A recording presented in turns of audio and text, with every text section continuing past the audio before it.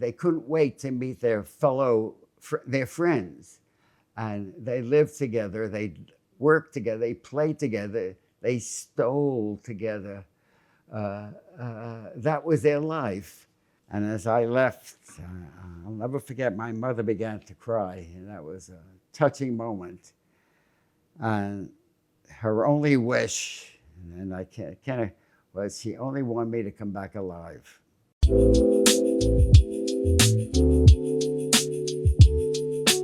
Today we have Milton joining us. Why don't you share a little bit about your life?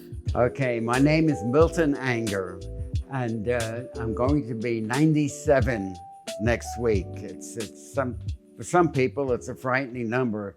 Some people, it even scares me when they talk about it. I was born in the Bronx, and the area I was born in is no longer there. It was destroyed and rebuilt. I was born, it was a place called Charlotte Street. It is now Charlotte Gardens with single-family homes all over. My parents adored me. I have 3 older sisters, and I was a delight because I was the only boy in the family. In fact, they thought I was a deity at times, but I tried to convince them I wasn't. Anyway, I did go to an elementary school in the Bronx. It was, I don't believe it is still there. It was PS 61. And I was just an average student, I would say. Nothing spectacular. I was more interested in playing ball outside with many of my friends than I wasn't interested in school. I then entered junior high 98, Herman Ritter it was called. And when I was about the 8th grade, or maybe the 9th, I decided maybe I should think a little more seriously about school, because that is really the future. And I began to buckle down because when I was in the early grades, I never used to read. They had to pull me out for remedial reading.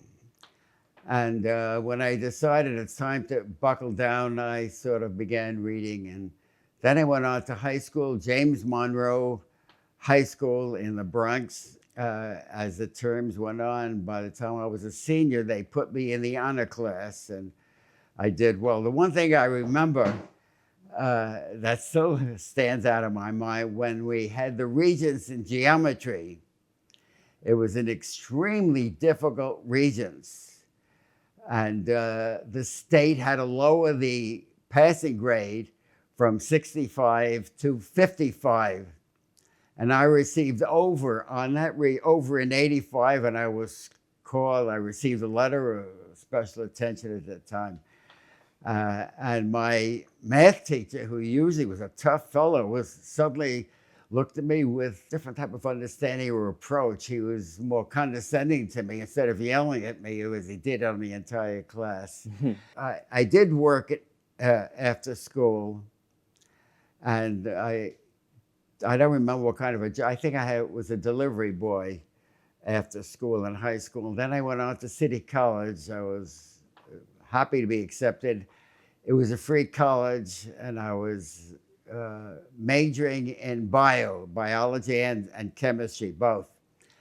I thought I might be able to go to medical school, but in my time, I could only think of one fellow that got into medical school and graduated, and he had to go to England for that.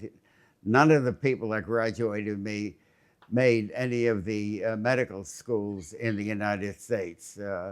I did belong to a social group called House Plan at City College, and they had 2 buildings where they permitted the house plans, which was a social group, to have parties Friday nights and Saturday night and Sunday afternoon. The obligations we had as males was we had to escort the females home. That was one of the obligations we had. And for many years after I graduated, my house plan, my group, we met. And when we began getting together, suddenly the wives didn't want to come with the husbands. And as soon as the marriage numbers increased, that house plan social activity after we just broke up. We broke up. I then, from City College, I went to Kentucky University, where I did graduate work in bacteriology. I was going to specialize in the electron microscope. That was one of the, at that time, only 18 schools had the electron mic, and I wanted to major in that. I did some work with it. It was something brand new and something that required a different type of skill. I guess today it's just routine. In those days, it was quite different. I graduated City College in June '49. I was just about a little over 20. The Korean War broke out. And when I went down to Kentucky University, the professor I was going to work with, he was in the reserves and was called back. And there was nobody there that was going to tutor me to use of the electron microscope. And the question is, you had to wait until he was discharged from the service, and who knew when that would occur.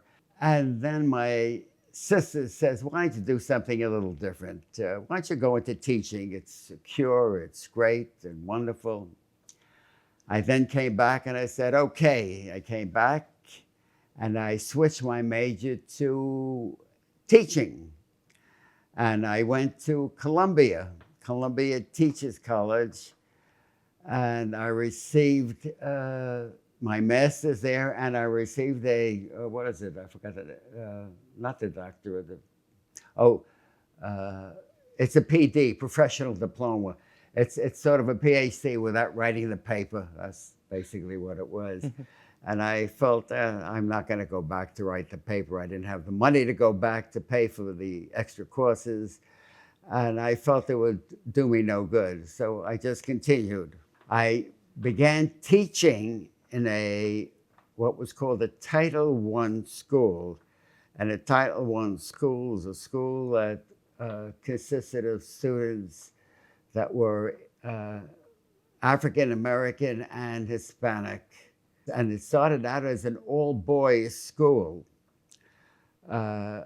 Many of the boys had problems, a lot of problems there. And the family of these boys, which a lot of the society did not understand, was a gang. They couldn't wait to meet their friends.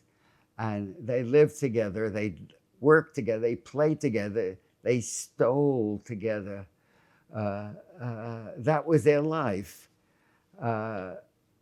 And what happened is, fortunately, one of the gang leaders liked me as a student. I had a class of something like about 8 or 9 students, all boys, and he was there. And they began kidding, they didn't want to pay attention. They just were there because they were required to be there. And the gang leader was there, and one of them began acting up, and I told him to sit down and start behaving. He didn't want to pay attention, but the gang leader who liked me looked at him and said, sit down. And I was utterly amazed at the response. He sat down. Well, anyway, this gang leader left school, and the next time I knew him is when I became, I think I was a principal in one of the elementary schools in that area, and he had an adopted son who was a terror. He began throwing furniture around, and at times I would have to hold him in his place. Otherwise, he would throw furniture through some of the glassware. And I finally said, get his parents. I can't hold him here. I'm going to suspend him. Anyway, the parent came, and lo and behold, it was this fellow who was the gang leader. And I spoke to him. I said, we tried dealing with him, but all he does is throw furniture around. He fights with the other children. He disrupts the class. We need your help. He looked at me. He looked at his son, and the son now sat in the corner very quietly to show you the control he had. And he told the son very softly, get home. And the son got up and ran home. And then he came over to me and he said, do you remember me? Now here I am, I'm speaking to a young man. He's beginning to shave and so on. I said, no. And then he told me who he was. And we shook hands. It was like an old friend. And I found out the amazing thing is, to show you his control, he became the manager of a huge factory that was located across the street from the school. He ran it and he controlled it. Anyway, as a result of this exchange, the following week he came with his wife to school, and I didn't know what for, and he brought his child to introduce his baby girl to me. And we sort of developed a relationship fine. I don't know what happened to him. When I asked about some of the other boys in the class, just to give you a little background, many of them were in jail, and some were killed, some took drugs. And he admitted that the reason he didn't end up that way, that he was afraid of a needle, taking drugs. Anyway, that was my work in the elementary school. When I became principal, I continued. In order to become principal in New York City in those days, you had to pass a series of exams, a series of tests, a written exam, an interview, an observation, a number of tests.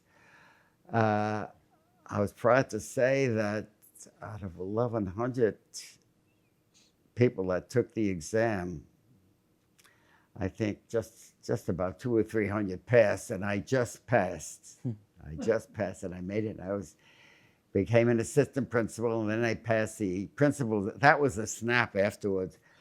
And then I became a principal, and then afterwards, and then one of my colleagues of another principal became the superintendent in the district. The city was broken up into 12 districts or 13 districts.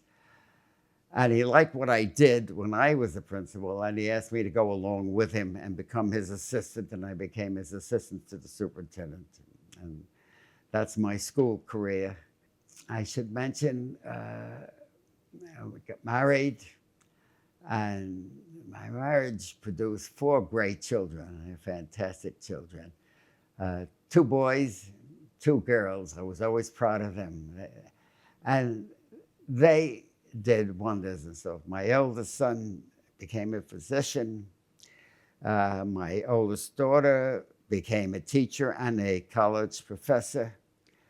Beth became an executive in Merck, Sharp and Dome, and she married somebody from Merck, Sharp and Dome. And my youngest son became an executive in a construction company. I love them all. I was very proud of what they achieved, and the best gifts they gave me were my grandchildren.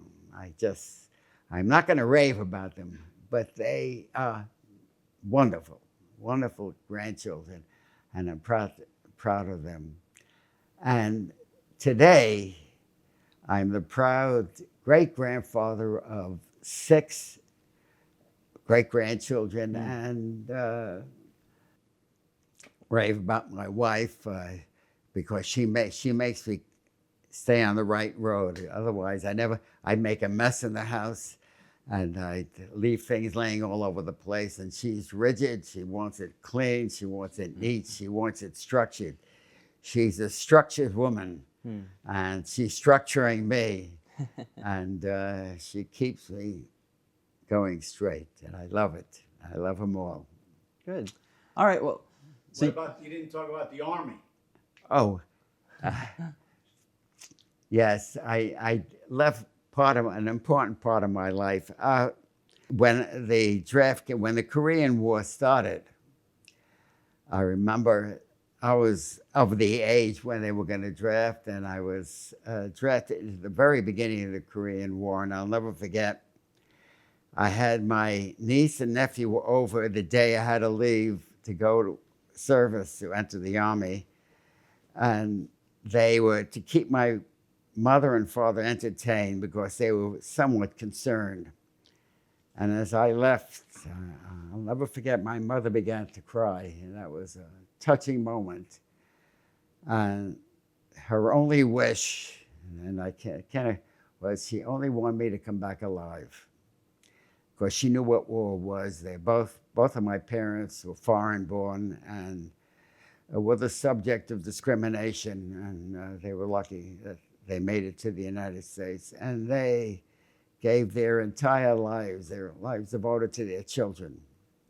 And as I devoted my life to my kids and my wife and my family, that to me is extremely important. Anyway, I entered the Army.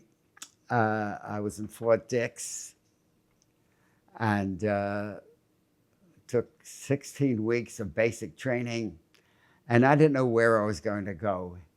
A lot of the fellows were young fellows. Many of them were lumberjacks in my outfit, and I was such strong fellows. I couldn't believe they were much bigger than me, and the physical training was absolutely nothing to them. Anyway, at the end of a basic training, I was very fortunate. The Army set up what was called Scientific and Professional, S&P, where they wanted soldiers with degrees in the technical field to do research to catch up. This may shock a lot of people. At the time I entered the service, that was March 1951, we were at the stage militarily where Russia was in the 30s. During World War II, a lot of people are not aware of, the Russians pulled out their technical personnel, never let them go to the front, and did research, and they were way ahead of us militarily and scientifically. And as a result, Sputnik was the first one that was shut up as an example of their advanced scientific status. I had done some graduate work in bacteriology, and I was sent to Maryland, where I did work on some of the blood that was used in the front lines. In other words, when a soldier was wounded, you probably saw the picture, they stick a rifle in the ground and then they put some needles in it with some bottles and so on. Okay, the concern was they would pool the blood, they dry the blood into plasma and then pool it.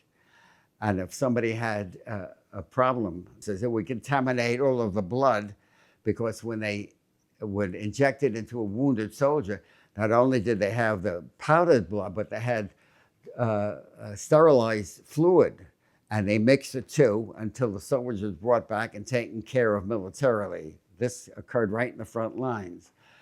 And they found that some of the soldiers would receive some of this contaminated blood.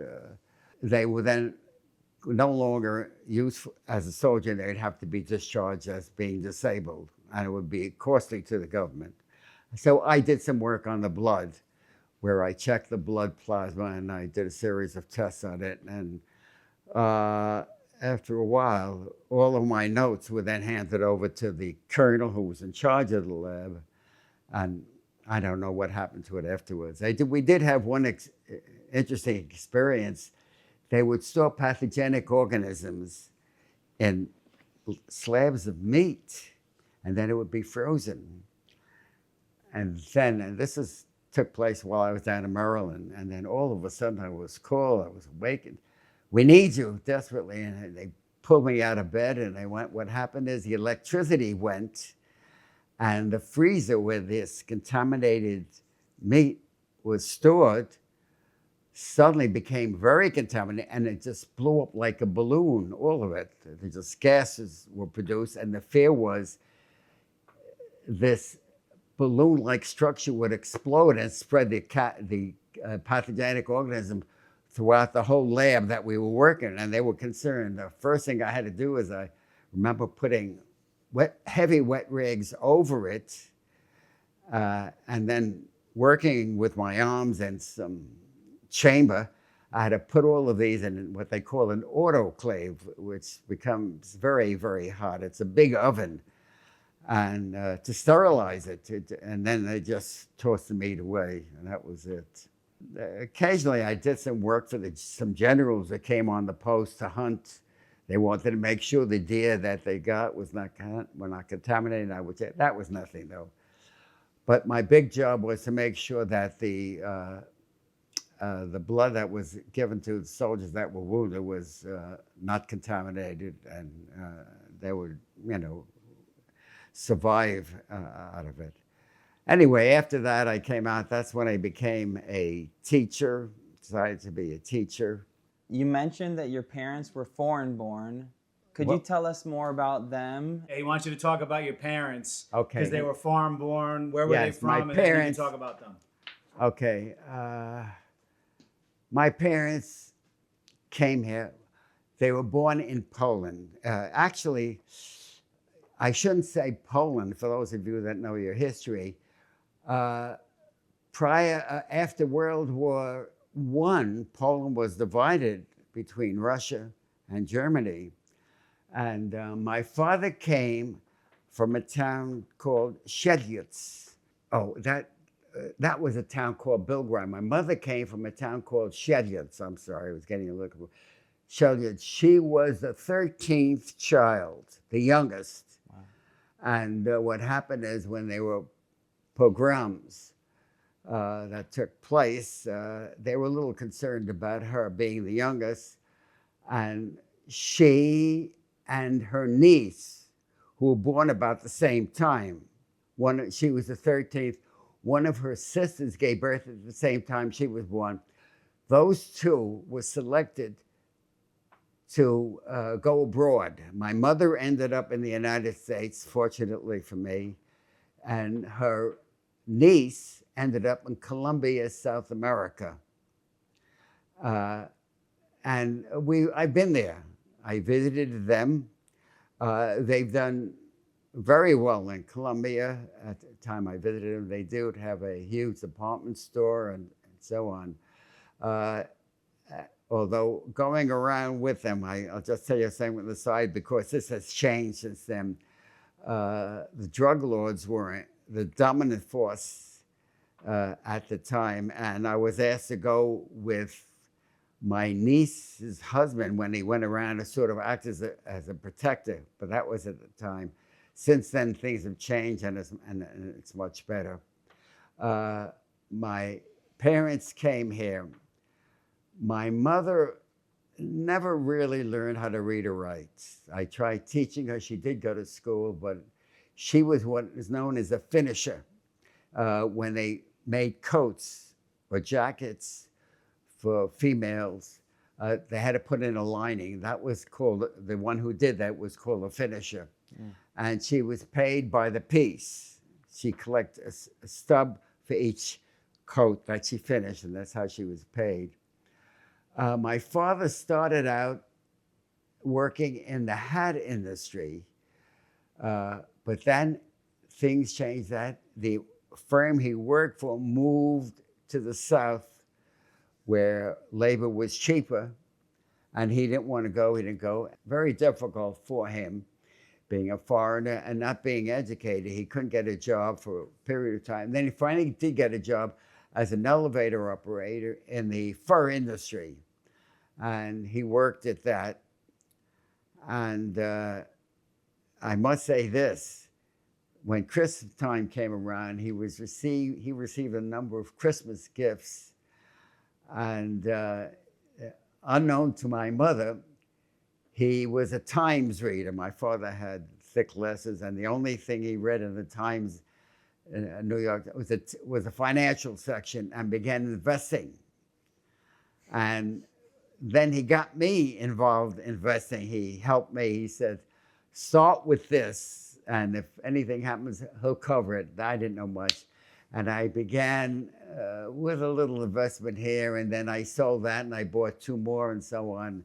And that got me involved in the market. And I always look forward to holidays when my parents and would make meal and invite my sisters and their husband and their children over to eat. We'd make a mess. They'd make a mess in the house with all of us with screaming and yelling, but it was moments of joy and happiness. And those memories remain with me. And could you think of any more interesting stories of when you were either in school or in the military or when you were at as a teacher or anything else?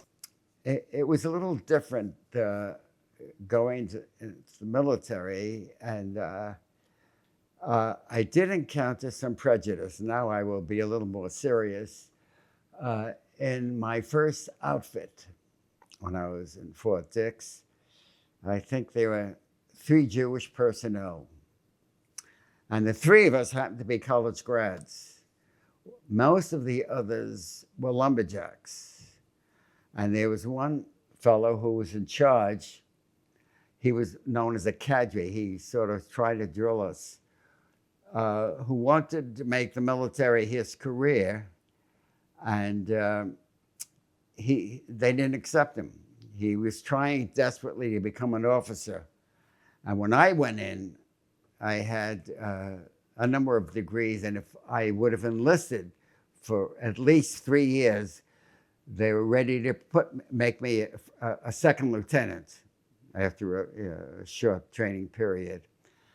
And he knew that, and whenever a detail came up that was nobody liked, the first thing he did was call me to do it. I was the one he picked me because he was sort of jealous of the fact that I was offered an officership and he couldn't make it.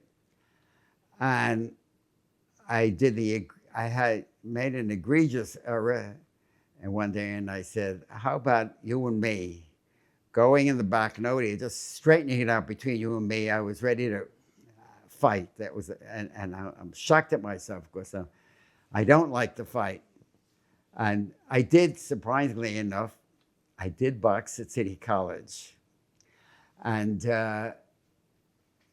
what happened is, once my basic company, they acted up, and we were not permitted to have a weekend pass, and we had to be high. We had to stay in the area where we lived, the barracks area, and they gave us boxing gloves, and they put them on, and the first one, and I'm sorry I did it. He was very nice, and I received a lucky punch. He was on the floor. Then there was another fellow who was a Golden Glover. I weighed, you had to know, 142, 140. He weighed about 187. Strong fellow, very nice. He looked, he says, now you and me. I said, okay, you and me. And he was extremely powerful, but not a clever boxer, because all he wanted was a knockout. And I just held it, 16-ounce gloves, I held them up, and you heard the pounding when I held it.